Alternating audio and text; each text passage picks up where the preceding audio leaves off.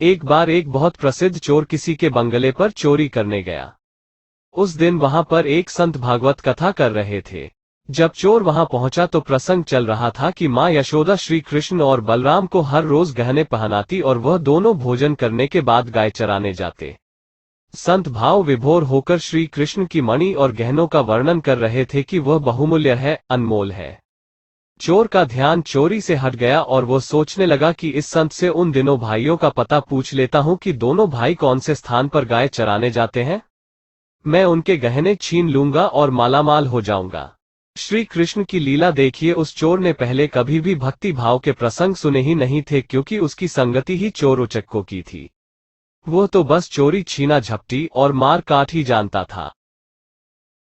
अब वो संत की प्रतीक्षा करने लगा कि कब वो इस सुनसान रास्ते से गुजरे और मैं दोनों बच्चों का पता पूछ सकूं।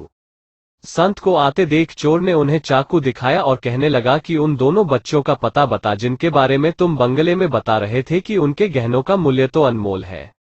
संत ने समझाना चाहा कि भाई मैं तो भागवत कथा का प्रसंग सुना रहा था, लेकिन संत को लगा कि यह ज्ञान की बातें इस मूड को समझ नहीं आएगी, क्योंकि उसके दिमाग में गहनों का ही ख्याल घूम रहा था। ऊपर से संत को चाकू का भी डर सता रहा था। संत ने जान बचाने के लिए कहा कि वृंदावन चले जाओ, वहां दोनों भाई सुबह गाय चराने आते हैं, वहां तुम उनसे मिल लेना। चोर जाते जाते संत से कह गया कि मैं गहनों में से आपको आपका हिस्सा दे दूंगा। अब जैसे तैसे वृंदावन पहुंचा। उस समय शाम होने वाली थी।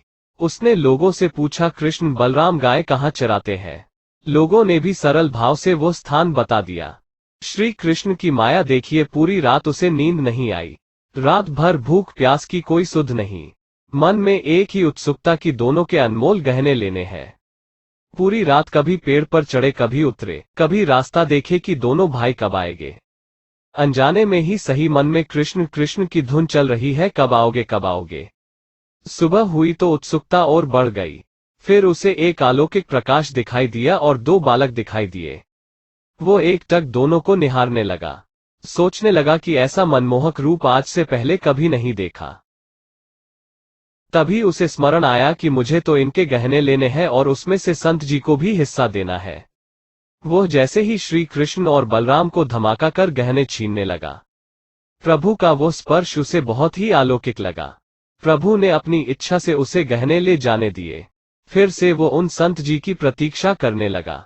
संत जी के आते ही कहने लगा कि अपना हिस्सा ले ले, मैं दोनों बालकों के गहने ले आया हूं। संत जी हैरान परेशान, अरे भाई तू किन बालकों के आभूषण ले आया है? भूल गए क्या? कृष्ण और बलराम का पता आपने ही तो बताया था। मैंने बालकों से उनका नाम पूछा था, उन्होंने ने अपना नाम कृष्ण और बलराम ही बताया था। संत जी कहने लगे कि मुझे भी उन बालकों से मिलना है, मुझे भी ले चलो। दोनों उस स्थान पर पहुंचे। चोर को दोनों दिखे, संत जी को नहीं दिखे। चोर ने श्री कृष्ण और बलराम से कहा कि आप संत जी को क्यों नहीं दिख रहे? आपको उन्हें भी दिखना पड़ेगा, नहीं तो वो मुझे झूठा कहेंगे।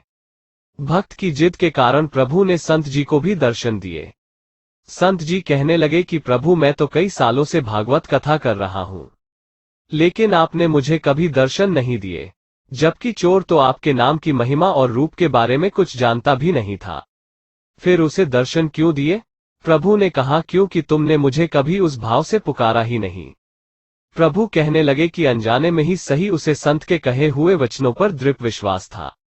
चाहे वो मेरे बारे में कुछ नहीं जानता था, लेकिन ईश्वर को पाने के लिए जो व्याकुलता होनी चाहिए, उस समय उसमें वही थी।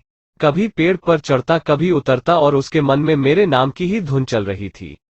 इसलिए मैं उस पर रीझ गया और उसके समीप आ गया।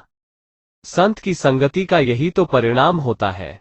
अब चोर भी संत की संगति में श्री कृष्ण का परम भक्त बन गया, क्योंकि अब वो श्री कृष्ण की कृपा प्राप्त कर चुका था। जय श्री कृष्णा।